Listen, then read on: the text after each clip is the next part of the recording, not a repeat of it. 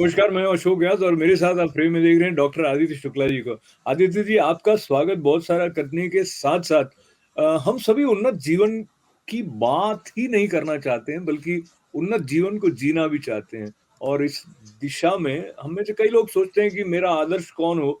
आदर्श रूप में हनुमान जी को सामने रख के जो उन्नत जीवन है, वो हमारा हो उसकी जो सीख हनुमान जी से मिलती है, उसको आपने इतना व्यवस्थित ढंग से अपनी पुस्तक के माध्यम से हम तक पहुँचाया कि मेरा मन हुआ हमारे अधिकाधिक दर्शक नए बरस को प्रारंभ करने के साथ-साथ हनुमान जी के साथ में एक नए सिरे से जुड़ने की प्रेरणा आपकी पुस्तक के माध्यम से, इस संवाद के माध्यम से प्राप्त कर सकें।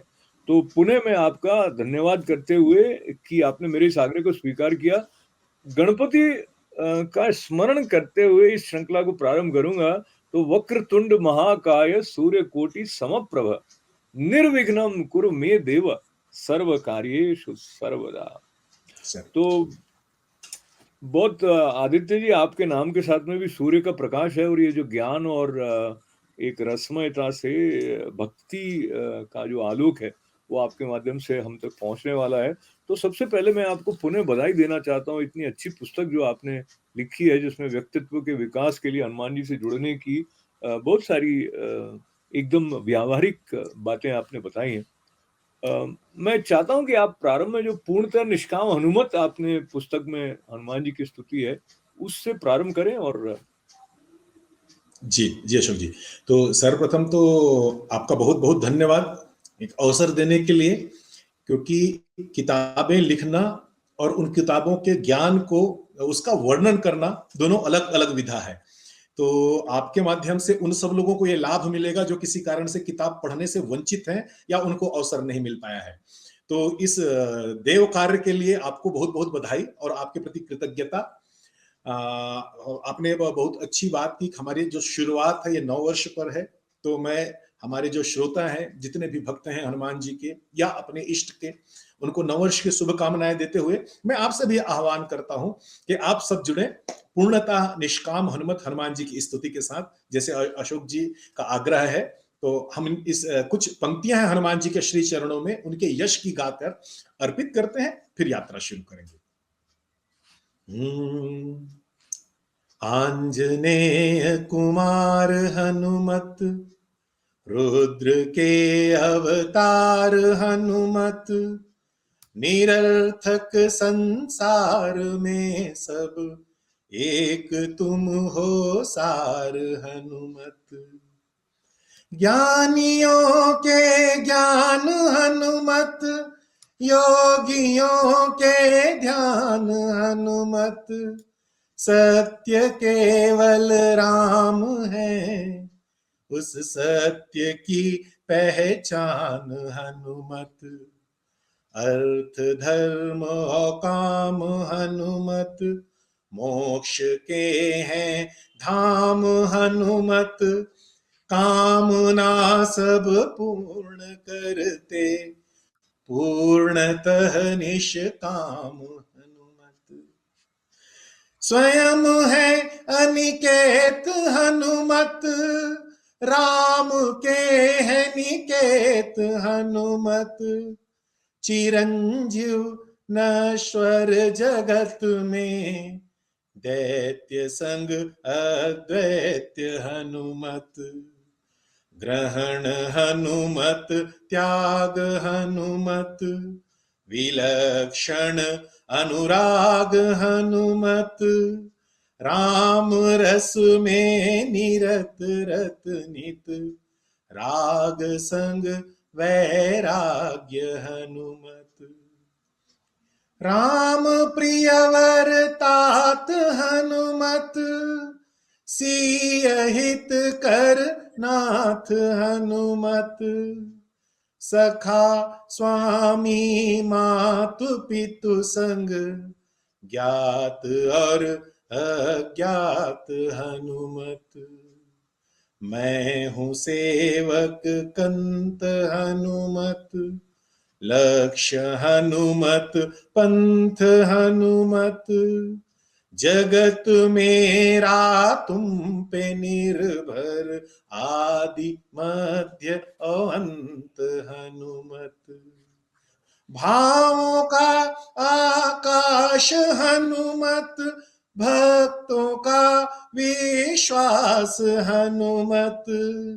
ग्रहों में आदित्य के सम, प्रखर ज्योति प्रकाश हनुमत। आंजनेय कुमार हनुमत, रुद्र के अवतार हनुमत।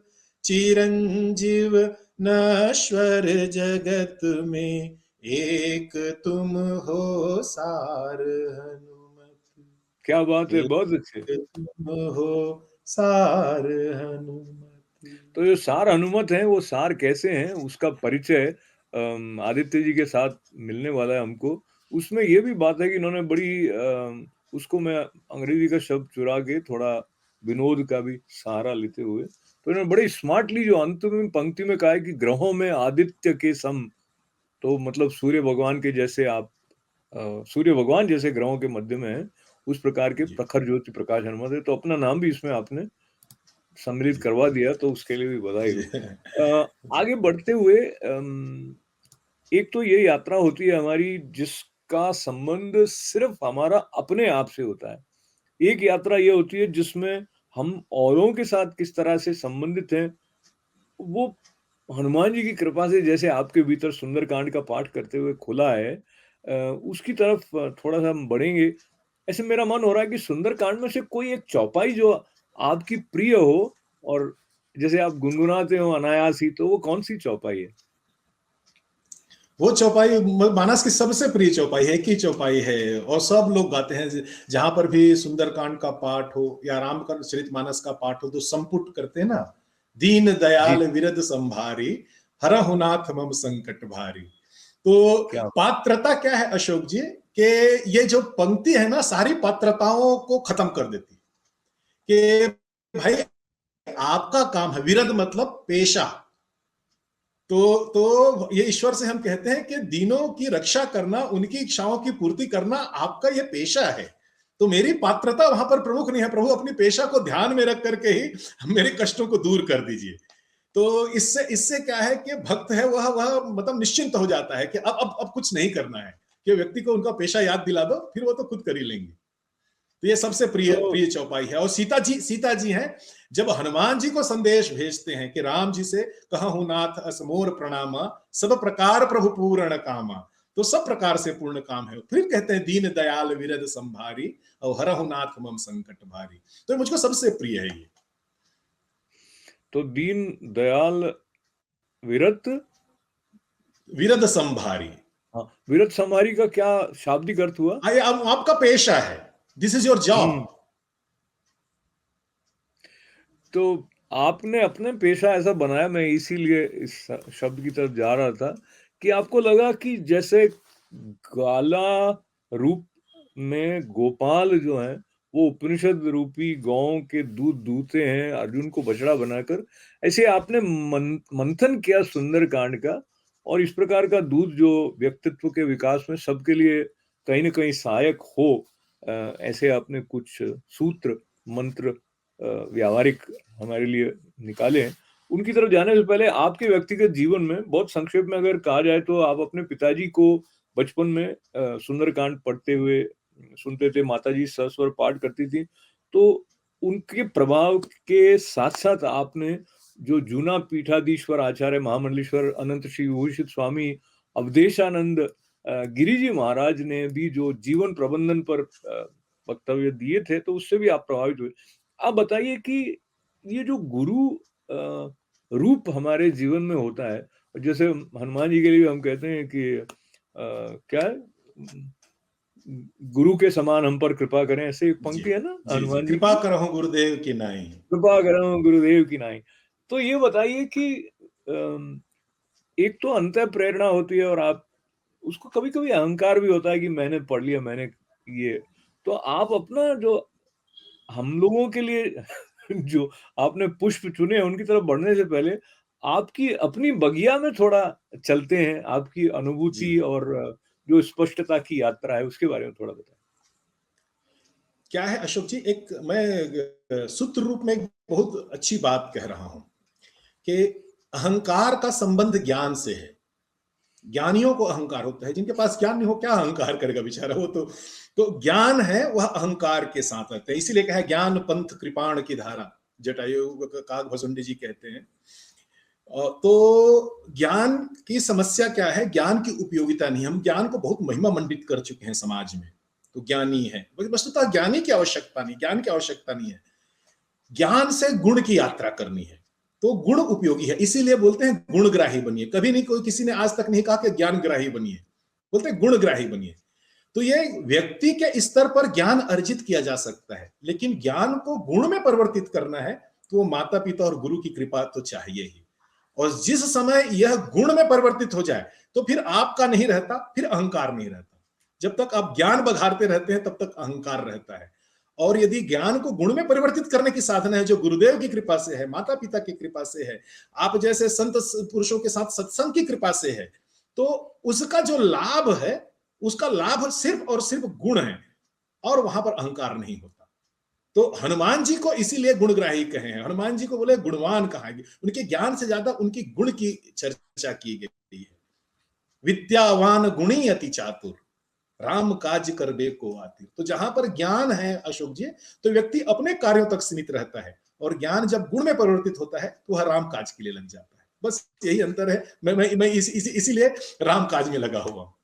तो बहुत ही सूत्रात्मक आपने बात कही और मेरा मन हो रहा है इसको मैं दोहराऊँ ताकि मैं इसको पचा सकूँ और हमारे कुछ दर्शकों को भी पचाने में थोड़ी सहायता हो कि ज्ञान जो है वो अपने आप में बोझ की तरह भी हो सकता है, लेकिन उसको गुण में रूपांतरित किया जाए तो वो सुवास देता है और वैसा जो अनुभूति के साथ ज्ञान में बैठे हुए संतों की सन्निधि से संभव हो पाता है। तो वो आपको मिली, इसके लिए भी आपको बधाई देते हुए इससे पहले कि हम जाएँ कैसे हम उसको व्यवहार में लाएँ, एक तो भक्ति होती है। मैं भक्ति होती को जैसे कह रहा हूँ वो तो बिल्कुल बच्चे की तरह बात कर रहा हूँ। लेकिन हम ऐसा सोचते हैं कि भई भक्ति है, लेकिन उसको लेके व्यवहार जो हमारा है उसका कैसे संबंध होगा, क्योंकि एक अचेतन में हमारा जो विचार भक्ति का ऐसा हो गया है कि भई अपने ध्यान में लीन रहेगा या उसको संसार से कोई अर्थ नहीं है। तो आप ये बताइए कि भक्ति को केंद्र में रखते हुए जो ज्ञान से गुण तक का जो पुल बनता है, इसका थोड़ा-सा और आप अपने तरफ से भक्ति स्पष्टता दें हमें। भक्ति भक्ति भक्ति के लिए बहुत सारी बातें प्रचलित में हैं, बहुत सारी बातें प्रचलित में हैं। वस्तुतः ये भक्ति के साधन के नाम पर व्रत, नियम, पूजा पाठ, उपवास, बहुत सारी बातें होती हैं। वस्तुतः भक्ति नहीं है, ये भक्ति के साधना के एक प्रकार हैं। तो भक्ति की साधना करने हैं तो ये तरीके हैं। वैसे ही जैसे पुलिस के लिए एक यूनिफॉर्म चाहिए और साधु के लिए एक गेरुआ वस्त्र चाहिए, लेकिन वो मात्र पर्याप्त नहीं है। भक्ति वस्तुतः क्या है अशोक जी, स्वयं के जड़ से जुड़े होने के एहसास है।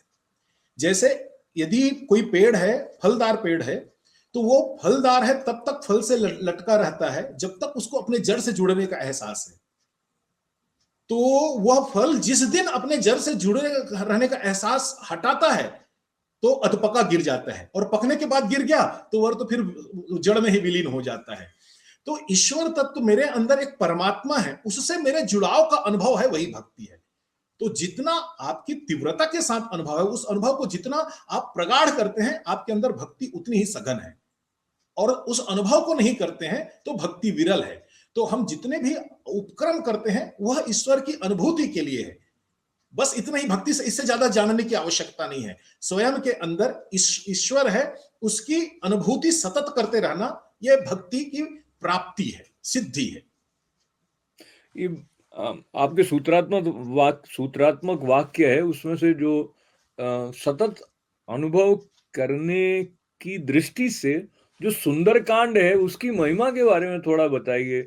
और क्योंकि कई लोगों के जीवन में सुंदरकांड के द्वारा जो उनके भीतर ये सतत अनुभव है, ये जो हम जिसे भक्ति की संज्ञा दे रहे हैं, उसको लेकर जो उनका अंदर का विस्तार उनके प्रति खुलता है, उसके समानांतर या उसके उसी ट्रैक पर आप हैं, तो थोड़ा-सा बताइए सुंदरकांड के पाठ के साथ में ये भक्ति वर्धन का जो एक मैं यदि आपने आपने बहुत अच्छा प्रश्न किया और मैं कभी सोचा नहीं था, लेकिन आप ये प्रश्न कर रहे थे तो आपके अंदर जो ये एक कौतूहल है, आपके चेहरे में जो प्रशंसा है, जानने की जिज्ञासा को देख करके मेरे मन में बात आई।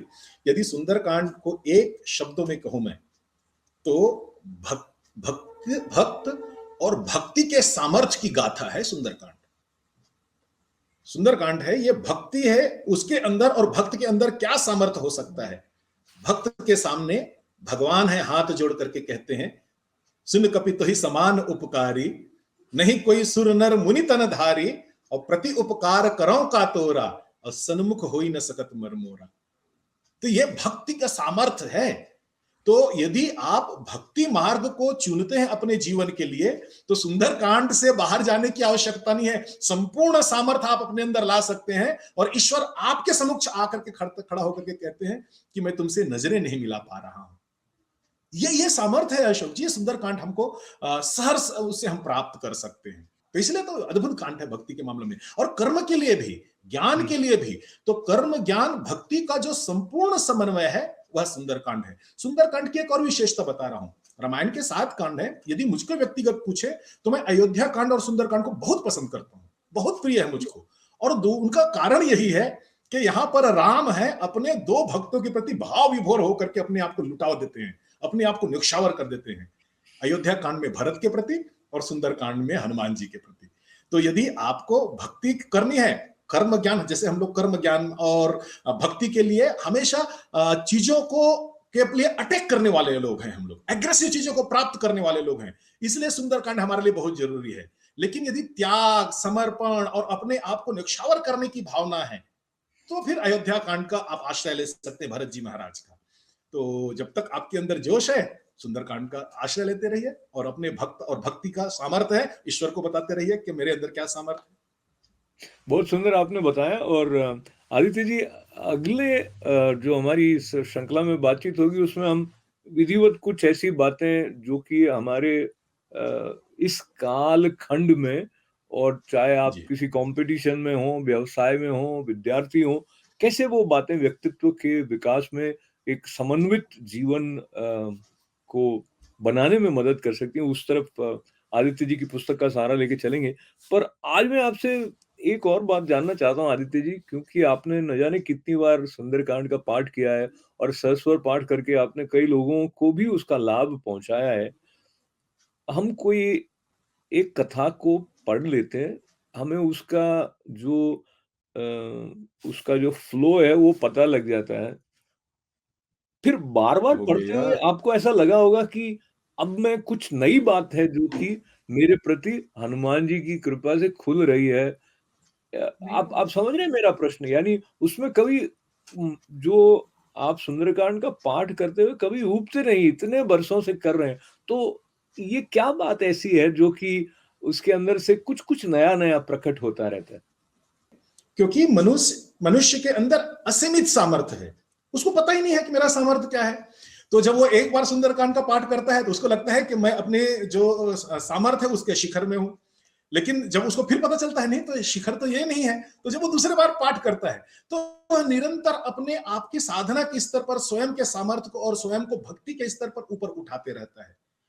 और मैं तो ये किताब करीब मेरी संपूर्ण किताब लिखने के बाद भी आज भी मैं पढ़ता हूँ अशोक जी, तो मुझको ऐसा लगता है कि बहुत सारी बातें तो छूट गई। तो सुंदरकांड के विषय में मैंने कहीं पर एक किसी शायर की जो कुछ पंक्तियां सुनी थी, वो आपको उद्धृत करना चाहता हूं कि जी। आपके तारीफ में जिस वक्त सब कुछ कह गया, मुझसे मन कहने लगा बाकी बहुत कुछ रह गया। क्या बात! क्या बात! तो जब सब कुछ कहने की स्थिति है, उसके बाद भी लगता है कि बहुत कुछ रह गया। और इसीलिए इसीलिए तुलसीदास जी ने एक बहुत प्यारी बात लिखी है, उसको मैंने अपनी बात में कोट भी किया है कि सब लोग सोच सकते हैं कि निरंतर सुंदरकांड का पाठ हो रहा है, हर दिन लोग बाग हनुमान जी को याद कर रहे हैं, फिर नई बात क्या कही जा सकती है, क्यों कहना। तो तुलसीदास जी लिखते हैं कि सब जानत प्रभु प्रभुता सोई, और तदपि कहे बिन रहा ना कोई। सबको सब कुछ पता है, लेकिन जिसको भी अवसर मिलता है वो कहता है, और सुनने वाला है सुनता है। तो ये आशीर्वाद है इस ग्रंथ को। तो आज की बातचीत के समापन से पहले मैं आपको ये निवेदन करूंगा कि ये पुस्तक लिखने के बाद कई लोगों को आप मिले भी हैं, कई स्थानों पर आपने संबोधन भी किए हैं। तो जनरली क्या आपको लगा कि जिस तरह से आपने उसको उसमें से जो सार निकाला है व्यक्तित्व के विकास के लिए हनुमान मंत्र के रूप में, तो कौन सी बात ऐसी है जो अधिकाधिक लोग जुड़े रहे हैं उससे, या उनको लगा कि हाँ वो उसको उस तरह रिस्पॉन्ड कर रहे हैं जैसे कि आपको लगा कि हाँ इनको कोई स्पष्टता मिल रही है? इसमें एक विशेष बात है। मैं मतलब हनुमान जी से क्षमा प्रार्थी होकर के बात कह रहा हूं। ये हम लोग अभी तक हनुमान जी के बारे में यही जानते हैं कि वो अतुलित बलधामम, हेम शैलावदेहम, धनुजवन कृशानम, ज्ञानी नाम अग्रगण्यम। तो जितने भी श्रेष्ठता के, जितने भी वीरता के, जितने भी ज्ञान के विशेषण हैं, सब हनुमान जी के नाम के सामने लगता है। तो हनुमान जी का हमारा यह परिचय है, और आपको जान करके आश्चर्य होगा और एक भक्त के रूप में प्रसन्नता भी होनी चाहिए। मैंने अपनी संपूर्ण किताब में हनुमान जी की हर जगह कमियां खोजी हैं। अच्छा। हर जगह कमियां खोजी हैं कि अपने जीवन के हर असाइनमेंट में हनुमान जी अपने आप को कमजोर पाते हैं, और उनके बाद भी अपना आत्मविश्वास जगा करके वह वहां पर अपने आप को डेडिकेट करते हैं, और उसके बाद सफलता प्राप्त करते हैं। हमारी समस्या क्या हो गई थी कि जब हम हनुमान जी के अंदर ये बड़े बड़े विशेषण लेकर के काम करते हैं, तो हनुमान जी और मुझ में बहुत दूरियां हो जाती हैं। फिर मुझको ऐसा लगता है हनुमान जी कर सकते, मैं नहीं कर सकता। ये तो हनुमान जी बहुत ज्ञानी है, वो कर सकते हैं। अशोक जी, बहुत प्यारी बात बता रहा हूं आपको। हनुमान जी के जीवन का यदि सर्वश्रेष्ठ असाइनमेंट कोई यदि है, तो वो है हनुमान लक्ष्मण जी के लिए संजीवनी लेकर के आना। क्योंकि राम जी घोषणा कर चुके थे कि यदि लक्ष्मण को कुछ हुआ तो मैं युद्ध नहीं लड़ने वाला, और ना ही मैं अयोध्या वापस जाऊंगा। तो आप सोचिए, और बाकी को छोड़ दो, भक्त की दृष्टि से छोड़ दो, अरे इन्वेस्टमेंट की दृष्टि से देखिए, हनुमान जी का सारा इन्वेस्टमेंट डूबने वाला था। कि सीता जी का खोजना और लंका जा करके लंका में आग लगाना, सब कुछ हनुमान जी के हाथ कुछ नहीं लगता। इतने बड़े असाइनमेंट था जीवन का, और वो भी टाइम बॉन्डेड था कि आपको सूर्योदय से पहले आना है। ज्ञानी नाम अग्रगण्यम है हनुमान जी, मतलब ज्ञानियों की जब सूची बनती है दुनिया में, तो पहले स्थान पर हनुमान जी का नाम लिखा जाता है। और उन ज्ञानियों को सुखेन वैद्य संपूर्ण जानकारी देते हैं कि भाई आपको संजीवनी को कैसे पहचानना है, और हनुमान जी जाके वहां पर कंफ्यूज हो जाते हैं, भूल जाते हैं। ये ज्ञानियों का लक्षण है क्या? जीवन के सर्वश्रेष्ठ असाइनमेंट है, जिसके नाम पर जग में आपकी प्रसिद्धि है, और वहां पर जाकर के आप एक दवाई का डिस्क्रिप्शन भूल जाते हो जो प्राण रक्षक है। लेकिन हनुमान जी हैं, वहां पर जाकर के रुकते नहीं, हमारे जैसे बैगेज नहीं ढोते वो कि लोग क्या कहेंगे। हनुमान जी कहते हैं ज्ञान मेरी शक्ति है, तो मेरा सामर्थ बल भी तो है ना। ज्ञान काम नहीं आ रहा है, कोई तकलीफ नहीं, ज्ञान को रखो किनारे। और हनुमान जी उठाते हैं पहाड़ लेकर के आके सुखेन वैद्य के सामने रख देते हैं, भाई ज्ञान मेरा काम नहीं दिया, तुम अपना ज्ञान का उपयोग कर लो। हमारी समस्या क्या है, मैं इन बातों को भूल जाता हूं, और मैं हनुमान जी को हमेशा ज्ञानी और उनके बल के ज्ञान बखान करना शुरू कर देता हूं। हमारे जीवन में भी हम कभी अपने जीवन के ऐसे क्रूशियल असाइनमेंट में हमारी स्थिति ऐसे नहीं होती, हनुमान जी की जो हुई थी। तो हनुमान जी हमको बताते हैं कि आप समन्वय सीखिए, इतने सामर्थ्य है आपके अंदर, इतनी विविधताएं हैं, आपके क्वालिटीज हैं, उनका उपयोग करते रहिए समय अनुसार। हर चीज है, हर जगह काम नहीं आना है। तो ऐसी बातें हैं, लोगों को बड़ा प्रभावित होते हैं लोग उनसे, और उनको लगता है नहीं, हनुमान जी से मैं सीख सकता हूं। हनुमान जी बिल्कुल मेरे जैसे थे। एक चैप्टर हमें जो भविष्य में जब मुझको आप अवसर मिलेगा तो मैं बताऊंगा, हनुमान जी और हम में 100% समानता है, एकदम अंतर नहीं है, कुछ भी अंतर नहीं है। तो मैं हनुमान जी को, भक्त और भगवान को, दोनों को एक स्तर पर ला देता हूं। अब सीखना है, आप सीख लो इनसे। तो ये लोग बहुत मतलब उसको अप्रिशिएट भी करते हैं, और उनको लगता है कि हाँ, मैं हनुमान जी से कुछ सीख सकता हूं। बहुत ही सुंदर आपने बताया, और इस तरह की दृष्टि जब श्रद्धा होती है और हनुमान जी की कृपा होती है, तभी हमारे पास आ सकती है। अहंकार लेकर भी नहीं आ सकती है, और श्रद्धा का अभाव हो तो भी नहीं आ सकती है। तो ये महापुरुषों की निशानी है अशोक जी। वो अपनी संपूर्ण दिव्यता लेकर के भी अपने चरित्र का और अपने जीवन के विश्लेषण और आलोचना करने का अवसर देते हैं। संपूर्ण हजारों कमियां लेकर के भगवान श्री राम और कृष्ण के जीवन की केवल विश्लेषण करने वाले, उन पर आलोचना करने वाले लोग मिल जाएंगे, लेकिन उनका यश कभी कम नहीं होता। तो ये हनुमान जी की कृपा है, वो भक्तों को आदेश है, बोले मेरा जीवन यदि तुम्हारे हित के लिए कहीं पर भी काम आए, यदि आलोचना में काम आए तो आलोचना कर लो, लेकिन उपयोग करो, अपना सामर्थ्य बढ़ाओ। ये उनकी विशेषता है, इसलिए वो महापुरुष है। तो एक मुझे बात आपकी बात से जो याद आई, उसको जोड़ते हुए हम विराम की तरफ बढ़े, तो बताते हैं कि रावण इस बात में सक्षम था कि वो अपना रूप बदल सकता था, तो उसको ये सुझाव मिला संभवतः कुंभकर्ण की तरफ से कि तुम रूप राम का लेकर क्यों नहीं चले जाते हो? तो उसने कहा, पर मैं जैसे ही राम का रूप धरने के लिए चिंतन भी करता हूँ, तो मेरे अंदर पूरा सात्विक भाव आ जाता है। तो जिस कारण से वो सीता मैया की तरफ जाना चाह रहे थे, वो कारण ही हट जाता था। तो इसी प्रकार से जो चिंतन हमें निर्मल करने वाला है और जो हमें अपने भीतर के बल के साथ जोड़ने वाला है, वो हनुमत चिंतन हम इस श्रृंखला में आगे डॉक्टर आदित्य शुक्ल जी के साथ करने का अवसर प्राप्त करेंगे ही करेंगे। और आपसे अनुरोध है कि आप इसके साथ जुड़कर जहां आपको लगे कि किसी तरह की शक्ति, स्पष्टता, संबल, वो इसमें से निश्चित रूप से झरझर के आने वाला है आने वाले समय में। क्योंकि ये बात ना आदित्य जी कर रहे हैं, ना अशोक व्यास कर रहा है, ये हनुमान जी के जी जी मंत्र हैं, जो हमारे जी जीवन के लिए उनकी कृपा से पहुँच रहे हैं। तो बहुत उनकी कृपा का हृदय से आभार, और आपके प्रति भी बहुत-बहुत मंगल कामनाओं के साथ आभार है आदित्य जी। ये धन्यवाद, प्रथम धन्यवाद अशोक जी। चरण जो है वो परिचयात्मक रहा है। फिर हम और भी थोड़ा सीधी-सीधी कुछ बातें आदित्य जी से सीखेंगे, समझेंगे। जय, जय, जय हनुमान गोसाई कृपा कृपा करो करहु गुरुदेव की नाई। गुरुदेव की नाई।